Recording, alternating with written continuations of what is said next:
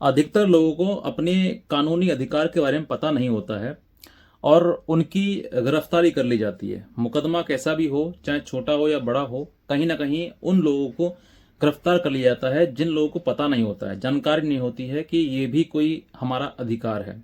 गिरफ्त अगर कोई खिलाफ आपके खिलाफ कोई एफआईआर होती है तो उसमें भी आपको गिरफ्तार करने से पहले प्रोविजंस होते हैं, लॉ होता है कि किस व्यक्ति को गिरफ्तार करना है, किस व्यक्ति को गिरफ्तार नहीं करना है, कहाँ कौन सा अपराध मतलब कॉग्निजेबल है, कौन सा नॉन कॉग्निजेबल है, कौन सा बेलेबल है, कौन सा नॉन बेलेबल है। ऐसे तमाम चीजें होती हैं। हर एक प्रकार का अपराध जो है हर हर परिस्थिति में अलग अलग होता है। अब ऐसा आपके सामने होता है कि अपराध करने के बाद जो है कहीं ना कहीं आपके विरुद्ध एफआईआर दर्ज हो गई है, तो ऐसी परिस्थिति में आप पहले एफआईआर को देखें कि एफआईआर में किन किन धाराओं में मुकदमा दर्ज किया गया है। अगर धाराएं कुछ संज्ञेय हैं, यानी कि कुछ ऐसी हैं जो कि बहुत ज्यादा मतलब बड़ा अपराध है, तो ऐसी परिस्थिति में तो आप इन सब चीजों को जो मैं बताने जा रहा हूं इसका आप बेनिफिट नहीं ले पाएंगे। लेकिन अगर अपराध छोटा मोटा है, छोटी मोटी लड़ाई है, या फिर 7 साल तक का पनिशमेंट उस अपराध में दिया हुआ है। अब ये अपराध किस अपराध में कितना पनिशमेंट है ये देखने के लिए आप गूगल पर भी चेक कर सकते हैं कि वो धारा है, कौन सी धारा है, उस धारा में कितना अपराध का कितना समय दिया हुआ है, कितने साल की सजा है। तो इस तरीके से आप उसको सेक्शंस को चेक कर सकते हैं गूगल पर भी। अब आपकी एफआईआर दर्ज हुई, उस एफआईआर में सभी सेक्शन जो है, किसी में 1 साल है, किसी में 2 साल है, किसी में 7 साल है, किसी में 5 साल है। अगर इस तरीके की अपराध और सेक्शंस उस एफआईआर में हैं तो आज जो मैं आपको बता रहा हूं वो आपके लिए बहुत फायदेमंद है और बहुत ही यूजफुल है। देखिए, अधिकतर क्या होता है कि किसी प्रकार से किसी व्यक्ति के ऊपर रंजिशन कोई एफआईआर या कोई मुकदमा दर्ज करवा दिया जाता है। हालांकि अब तो काफी ऑनरेबल कोर्ट जो है इसके बारे में बहुत ज्यादा सख्त है कि कोई मुकदमा झूठा दर्ज ना करवाया जाए, और अगर करवाया जाता है और बाद में पाया जाता है कि वो झूठा है पूर्णतः, तो फिर उस व्यक्ति के विरुद्ध भी एफआईआर दर्ज होगी। और इसका सबसे ज्यादा मेन इंपॉर्टेंट जो रोल होगा वो आईयू का होगा, यानी कि इन्वेस्टिगेशन ऑफिसर का। अगर वो व्यक्ति किसी व्यक्ति के कहने पर झूठा मुकदमा दर्ज करता है, बाद में पाया जाता है कि ये झूठा है, तो ये आईयू की जिम्मेदारी बनती है कि उसके विरुद्ध भी 182 की कार्रवाई की जाए, यानी कि झूठा मुकदमा देने के, झूठा सूचना देने के एवज में जो है उस व्यक्ति के ऊपर भी कार्रवाई की जाए। बहरहाल बात करते हैं कि ऐसी कोई एफआईआर जिस एफआईआर में जो अपराध है वो 7 साल तक का है या फिर 7 साल से कम का है, तो ऐसे व्यक्ति को, किसी व्यक्ति को जेल नहीं भेजा जाएगा। अब कारण क्या है बताना चाहूंगा आपके लिए। इस पर ऑनरेबल सुप्रीम कोर्ट के 2 लेटेस्ट जजमेंट हैं जो मैं आपको बताना चाहूंगा। एक है अंतिल कुमार वर्सेस सीबीआई, जो कि बहुत इंपॉर्टेंट है। इसमें स्पष्टली एक एक बात को स्पष्ट रूप से बताया गया है कि 7 साल तक के अपराध में किसी भी एफआईआर में जो गिरफ्तारी है वो मैंडेटरी नहीं है, यानी कि जरूरी नहीं है कि वो गिरफ्तार किया जाए।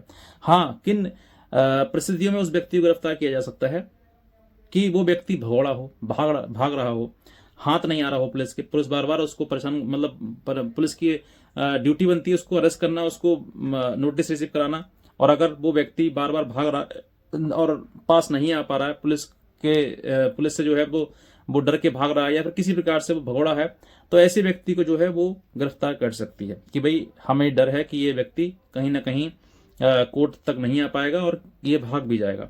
तो ऐसी परिस्थिति में उस व्यक्ति को गिरफ्तार किया जा सकता है। लेकिन अगर वो व्यक्ति सभ्य है, सज्जन है और पुलिस के साथ भी कोऑपरेट कर रहा है, इन्वेस्टिगेशन में भी वो अपनी बात कहना चाहता है, या फिर अपने द्वारा जो भी झूठे आरोप उसके ऊपर लगाए गए हैं तो वो अपने आप को सही साबित करने के लिए कुछ डॉक्यूमेंट्स या कुछ एविडेंस सबूत जो है वो देना चाहता है, यानी कि वो कोऑपरेट करना चाहता है पुलिस के साथ भी कि मेरे साथ में गलत अपराध दर्ज कराया गया है और गलत तरीके से एफआईआर दर्ज कराई गई है, तो ऐसे व्यक्ति के लिए पुलिस जो है वो सेक्शन 35 BNS के तहत, जो कि पुराना 41A था, उसके तहत जो है एक नोटिस रिसीव कराएगी और उस रिसीव कराने के बाद जो है आपको वहीं से, यानी कि थाने से ही जमानत मिल जाएगी।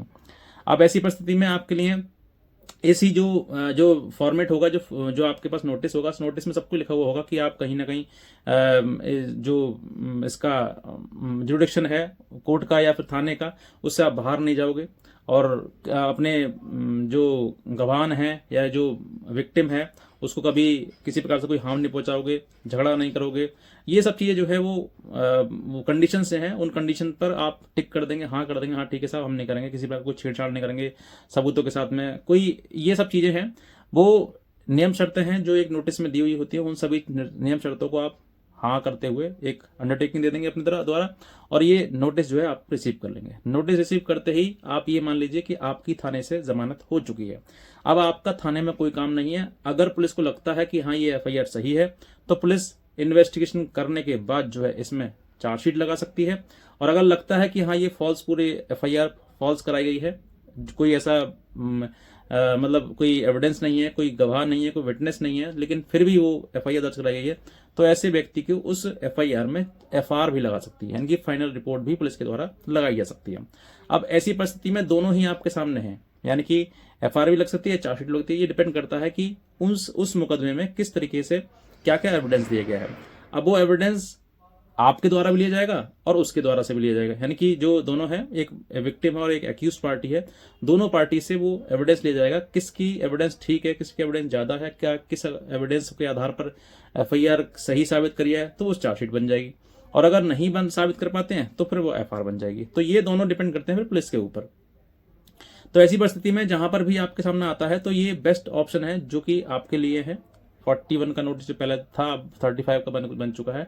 आपको पुलिस रिसीव करा देगी और फिर आपकी जो दिक्कत है गिरफ्तारी होने की, वो खत्म हो जाएगी, यानी कि गिरफ्तारी नहीं होगी। अब कोर्ट में जब चार्जशीट जाएगी तो कोर्ट आपको बुलाएगा, सम्मन करेगा, तो फिर आप जमानत के लिए चले जाएंगे, यानी कि कोर्ट में जमानत के लिए जाएंगे। यहाँ पर आपका जो जमानत है वो थाने में जो है वो हो चुकी है।